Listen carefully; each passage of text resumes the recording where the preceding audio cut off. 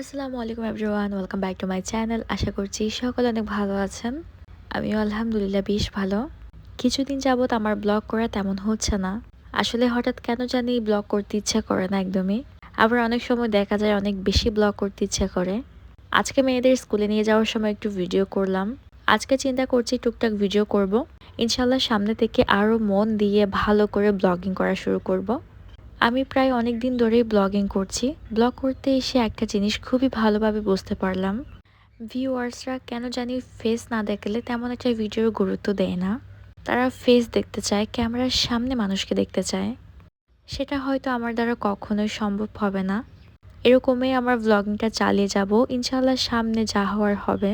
আমি জানি এই কাজের মধ্যে আল্লাহ আমাকে একেবারেই নিরাশ করবে না, কারণ এই জায়গাটাতে আমি অনেক ধৈর্য নিয়ে বসে আছি।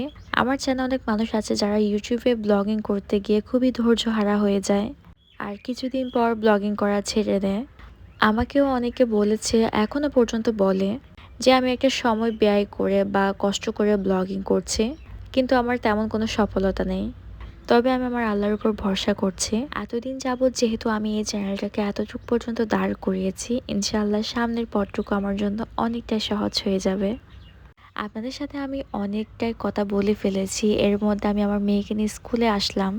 মেয়েকে স্কুলে পৌঁছে দেওয়ার পর আমি এখন বাসায় চলে যাব।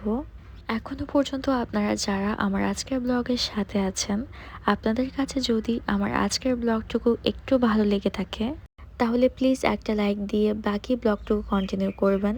আর যারা আমার চ্যানেলে নতুন, আপনারা চাইলে আমার চ্যানেলটি সাবস্ক্রাইব করে আমার পাশে থাকতে পারেন। আর যারা অলরেডি করেছেন তাদেরকে অসংখ্য ধন্যবাদ। আজকে সকালে নাস্তায় খুবই তাড়াহুড়া করে ফুলকো লুচি আর গরম গরম দুধ চা তৈরি করেছি। সকালবেলা লুচি দিয়ে চা খেতে কিন্তু ভীষণ মজা লাগে। এর মধ্যে অনেকটাই সময় পার হয়ে গিয়েছে, মেয়েকে স্কুল থেকে নিতে আসলাম। আজকে স্কুলে যেমন খুশি তেমন সাজ ছিল। এখানে অনেক অনেক স্টুডেন্টসরা যেমন খুশি তেমন সাজ দিয়েছে। আমার কাছে তো এই সামনে বসা পিচ্ছিটাকে খুবই কিউট লাগছিল।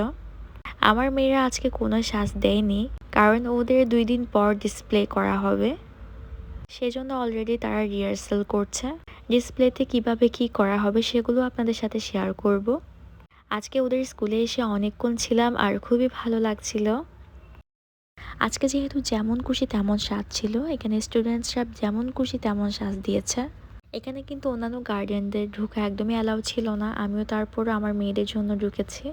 এরপর হচ্ছে মেয়েদের নিয়ে স্কুল থেকে চলে আসলাম। ওরা অনেকক্ষণ যাবত তেমন কিছু খায়নি, এখন নাস্তা করছে। এখন চলে আসলাম সন্ধ্যার পর। মেয়ে হোমওয়ার্ক করছে। তার ছোট পড়ার টেবিলটা কর্নারে রেখে দিয়েছে। আমার রুমটা খুব ছোট হওয়ার কারণে সুন্দর করে সাজাতে পারি না। মেয়ে খুব মন দিয়ে পড়ালেখা করছে।